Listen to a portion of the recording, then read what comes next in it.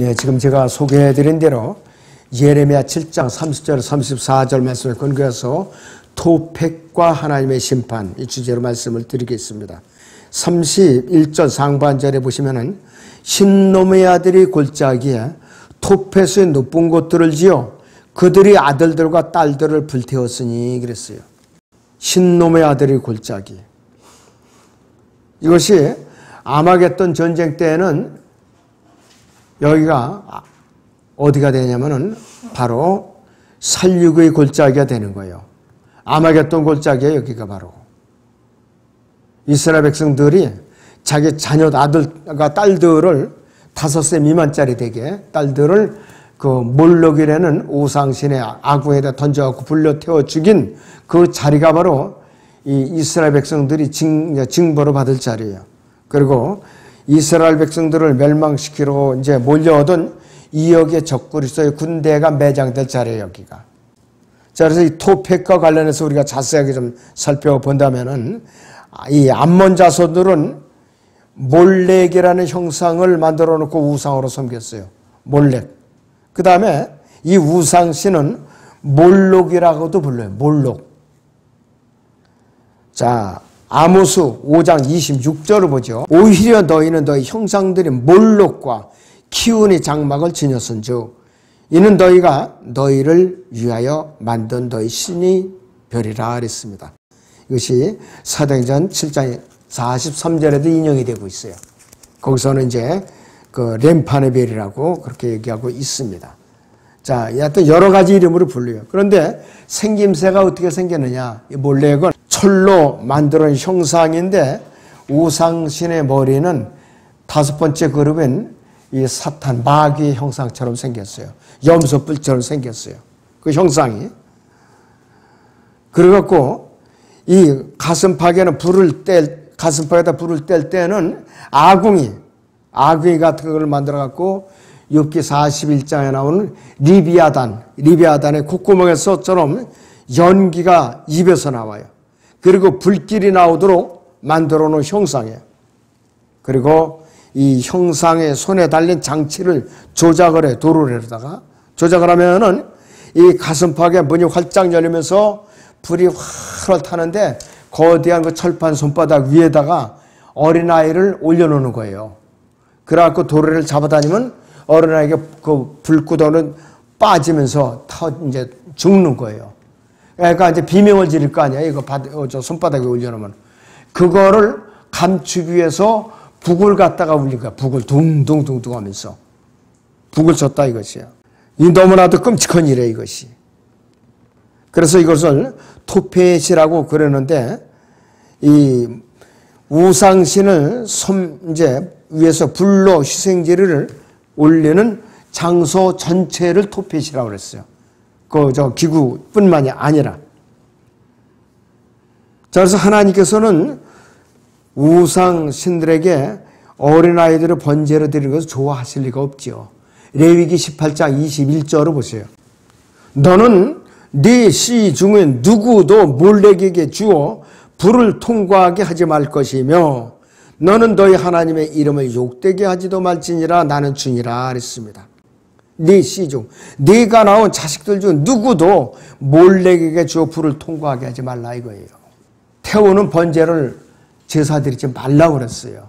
솔로몬조차도 이 짓을 했어요. 솔로몬하고도. 기가 막힌 일이에요. 그러니까 나라가 남북으로 갈라졌어요. 솔로몬 후대가 가지고. 이 타락한 이스라엘은 하나님을 버리고 이런 이방 민족들의 온갖 신들을 섬기는 가운데 정말로 하나님의 진노로 사고만 것이에요. 하나님의 이름을 욕되게 만든 거죠. 하나님의 이름을. 이 솔로몬은 이방 여인을 맞아 들을 때마다 이방 여인들의 신들을 다 안고 왔어요. 그리고 그 신들을 위해서 신전을 다 지어줬어요, 일일이 또. 돈도 많아요, 어떤. 그러니까 나라가 온전할 리가 없었죠. 네, 에스겔 16장에 20절에서 21절을 보겠습니다. 또 너는 내게 낳아준 네 아들들과 딸들을 데려다가 그들에게 희생제물로 드려 삼키게 하였도다. 너의 이 같은 음행이 작은 일이라서 네가 내 자녀들을 죽이고 그들을 넘겨주어 그들로 그것들을 위하여 불을 통과하게 하였느냐. 네 모든 가증함과 네 음행 가운데서 너는 내 젊은 날들 곧 네가 벌거벗고 입지 않았으며 또 네 피로 더럽혀졌던 때를 기억하지 못하였도다. 네 모든 죄악 후에 화가 내게 있도다. 주 하나님이 말하노라 그랬어요. 화가 있도다 한 번으로 끝나는 거예요. 화가 있다 그랬어요. 요한계시록에도 강조해서 나오죠. 화로다. 엄중한 그런 징벌이 따른다 이것이. 자, 그래서 이스라엘의 이 음행은 하나님 앞에 결코 작은 죄가 아니에요. 보통 죄악이 아니라 이것이. 하나님께서는 어떻게 징벌하실까 이제 그거를 이제 약속을 했어요. 레위기 20장 2절에서 5절을 보겠습니다. 너는 가서 이스라엘 자손에게 다시 말하라. 이스라엘 자손이나 이스라엘의 기관나 타국인들이나 자기 씨 중에 누구라도 몰렉에게 주는 자는 반드시 죽일지니 그 땅의 백성이 그를 돌로 칠지니라. 나는 그 사람을 대적하여 내 얼굴을 두고 그를 그 백성 중에서 끊으리니 이는 그가 자기 씨를 몰렉에게 주어서 내 성소를 더럽히고 내 거룩한 이름을 욕되게 하였음이라. 만일 그 땅의 백성이 그가 자기 씨를 몰렉에게 줄 때에 그 사람을 적당히 눈 감아주고 그를 죽이지 아니하면 그때는 내가 그 사람과 그 가족을 대적하여 내 얼굴을 두고 몰렉과 음행하려고 그를 따라 음행하는 모든 자들을 그들이 백성 가운데서 끊으리라. 다 죽여 없애겠다 이 뜻이에요. 그 몰렉에게 이제 아이를 바치는 걸 눈 감아준 사람들도 죽이겠다 이거예요. 눈 감아준 사람들도. 이게 보통 일이 아니죠. 근데 실제로 이렇게 했어요, 이스라엘 백성이. 그래야 자기 자녀들도 이제 드릴 수가 있으니까 눈 감아줘야 되니까. 사람이 이렇게 사악한 거예요. 자기 새끼를 길러가지고, 불에다 태워서 이방신에게 바치는 거예요. 타락한 인간의 본성은 한번 발동하면 이렇게 사악해요. 보통 사악한 게 아니에요. 이스라엘은 이 하나님의 엄중한 명령을 짓밟아버리고 등을 돌리고 말았어요. 아까도 말씀드렸지만은 솔로몬은 수많은 타국 아내들을 맞아들이면서 우상신들을 받아들이면서 이스라엘을 완전히 망쳐놓은 사람이에요. 열왕기상 11장 4절부터요. 솔로몬이 늙자 그의 아내들이 그의 마음을 돌이켜 다른 신들을 따르게 하였더라. 그의 마음이 그의 아버지 다윗의 마음처럼 주 그의 하나님과 더불어 온전하지 아니하였으니 이는 솔로몬이 시돈인들이 여신 아스토렛을 따라가고 암몬인들이 가증한 것이 밀콤으로 따랐습니다. 솔로몬이 주의 목전에서 악을 행하였고 그의 아버지 다윗이 행한 것처럼 주로 완전히 따르지 아니하였더라. 그때 솔로몬이 예루살렘 앞에 있는 산에 모압이 가증한 것인 크모스를 위하여 산당을 짓고 또 암몬 자손이 가증한 것인 몰렉을 위하여 산당을 지었으며 또 그가 그의 모든 타국인 아내들을 위해서도 그와 같이 하였으니 그들이 신들에게 분향하고 희생제를 드렸더라 그랬습니다. 하나님의 진노를 피할 길이 없어요. 이렇게 되니까. 솔로몬이 얼마나 겸손했느냐. 열왕기상 3장을 보세요. 3장 8절부터 보죠. 솔로몬이 왕이 됐어요. 얼마나 처음에 겸손했는가.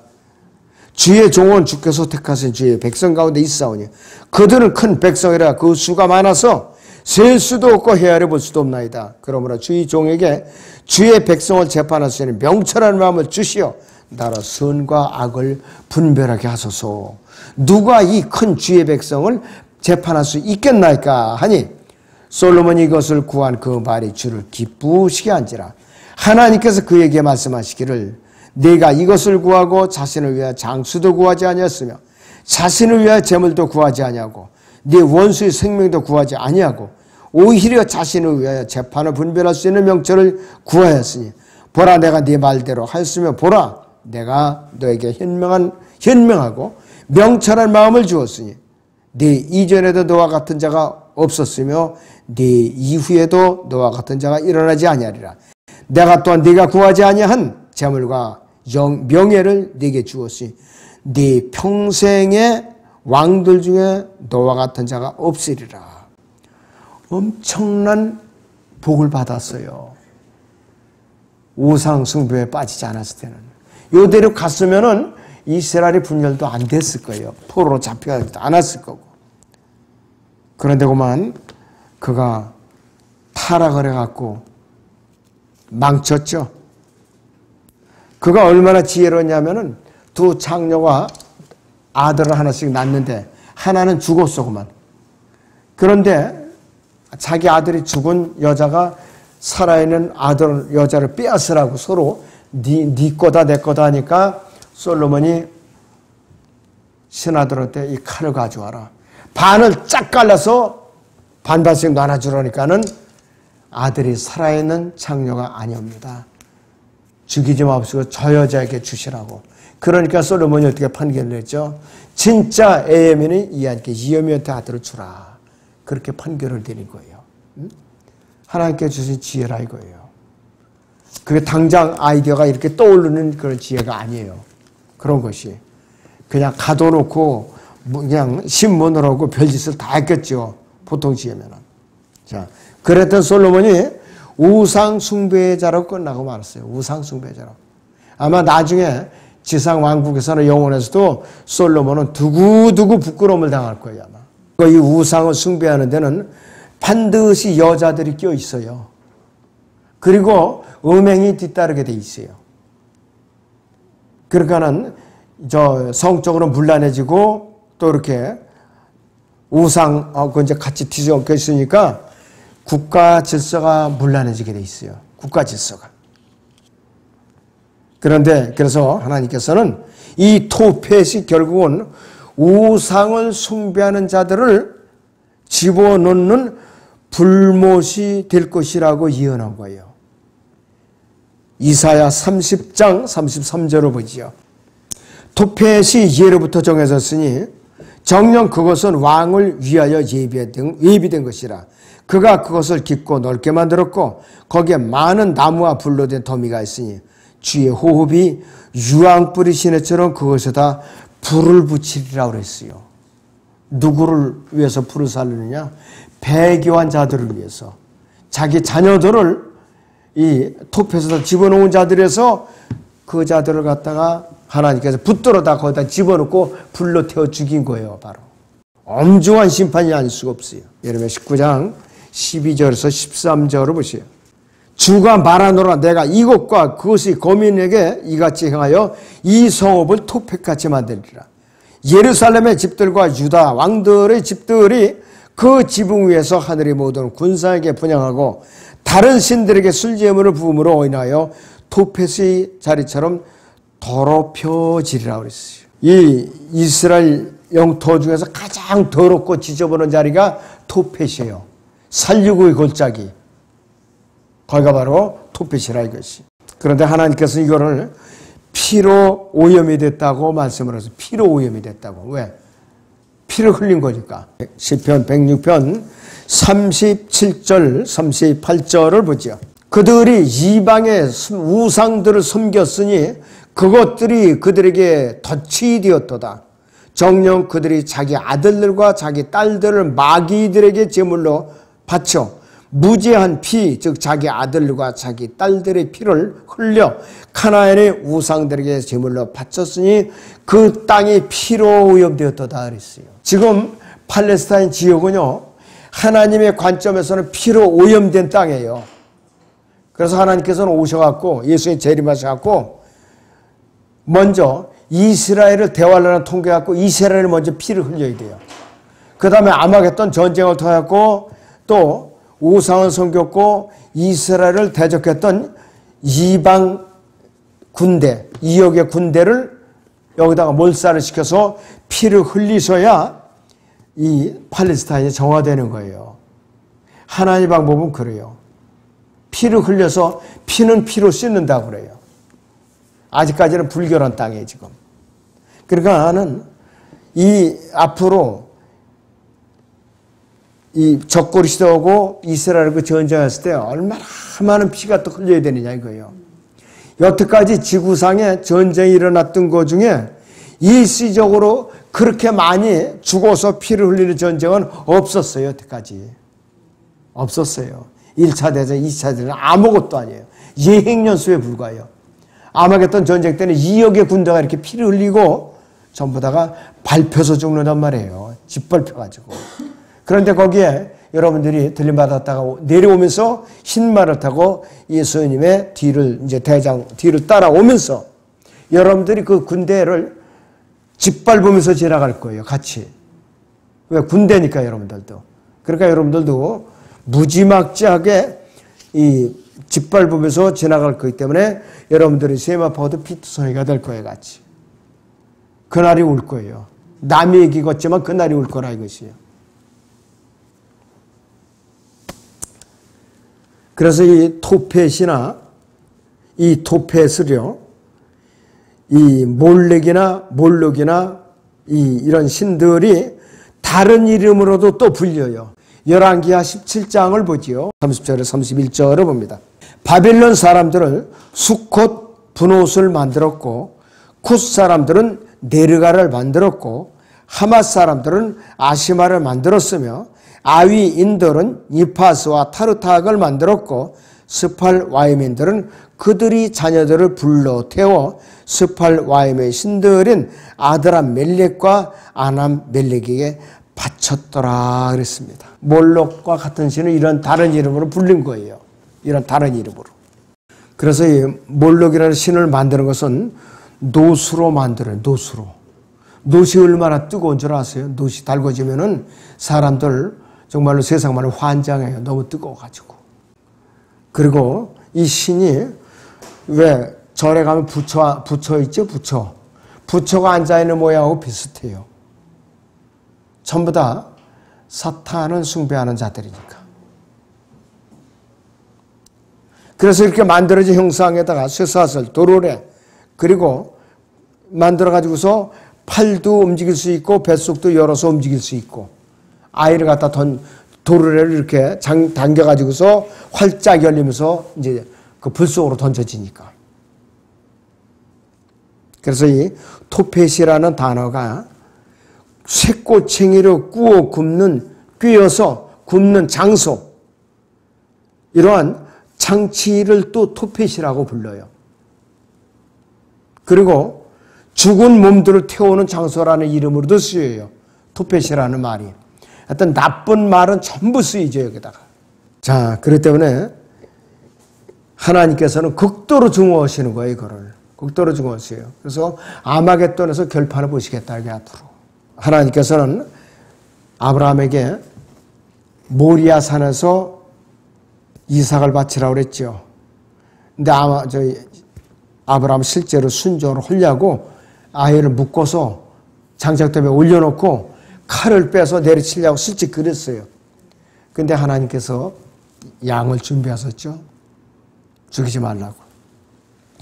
그 후에는 하나님께서는 첫 태생을 제물로 드리는 것이 아니라 대속으로 바꾸셨어요. 대속. 사람을 죽이는 것이 아니라 대속으로 바뀌었다 이것이요. 출애굽기 13장 보지요. 12절에서 15절. 이것이 파라오의 장자로부터 이집트의 첫 태생을 다 죽이고 난 후에 하나님의 섭리가 이렇게 바뀐 거예요. 너는 태를 여는 모든 것과 내가 소유하고 있는 짐승에게서 나온 첫배 새끼를 주께 따로 떼어 놓을지니 그 수컷들은 주의 것이니라. 나귀의 모든 첫배 새끼는 내가 어린 양으로 대속할 것이요. 네가 그것을 대속하지 않으려면 너는 그 목을 꺾을 것이며 또 너희 자손 가운데 사람의 모든 첫 태생을 대속할지니라. 장차 네 아들이 네게 묻는 일이 있으리니 말하기를 이것은 무슨 일이니까 하면 너는 그에게 말할지니 주께서 주 손의 권능으로 우리를 이집트 곧 종의 집에서 데리고 나오셨는데 그때 파로가 우리를 전혀 보내지 아니하므로 자 주께서 이집트 땅의 모든 첫 태생 저 사람의 첫 태생과 짐승의 첫 태생을 죽이셨느니라. 그러므로 태를 여는 모든 것과 수컷으로 내가 주께 희생제를 드리거나 내 자손의 모든 첫 태생은 내가 대속하려는 것이라 그랬어요. 이집트의 첫 태생을 죽이신 이후에는 대속하는 걸로도 하나님께서 방침을 바꾸셨어요. 지금도 그 제도가 살아있다면 큰일 나죠. 장자들은 다 죽여야 돼, 칼로. 가축도 그렇고. 나면은 첫 뱃속엔 다 죽여야 돼요. 이게 피가 마를 날이 없을 거예요. 전 세계적으로. 어떤 사람은 구원을 받고 싶어서 실제로 양을 잡아가지고 각을 떠서 번제를 드려본 사람도 있다고 그래요. 복음을 듣지 못해가지고.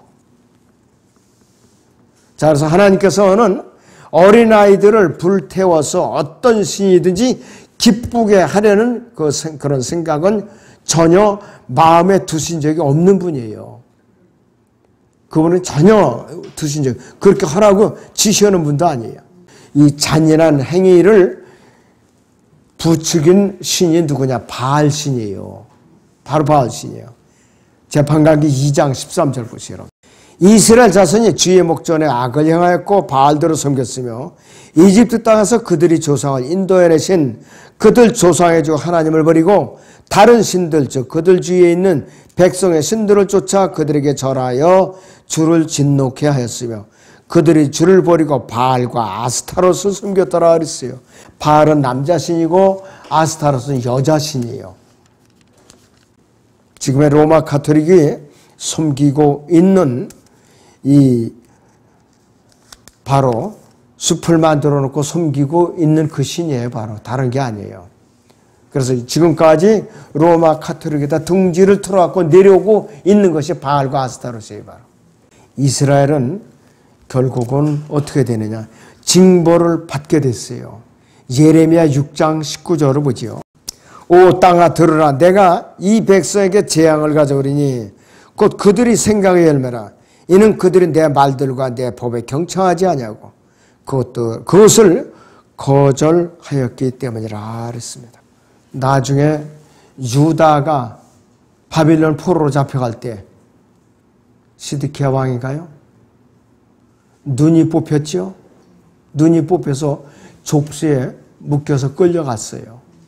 자기 아들들을 먼저 본원 앞에서 먼저 죽이고 그러고 나서 시드키야 왕을 눈을 완전히 살아있는 채는 눈을 뽑아버리고 족쇄를 끌고 간 거예요. 얼마나 하나님의 이 징벌이 지독했으면 그렇게 했을까. 일국의 왕이었었는데 그래 비참한 꼴을 당하는 거예요.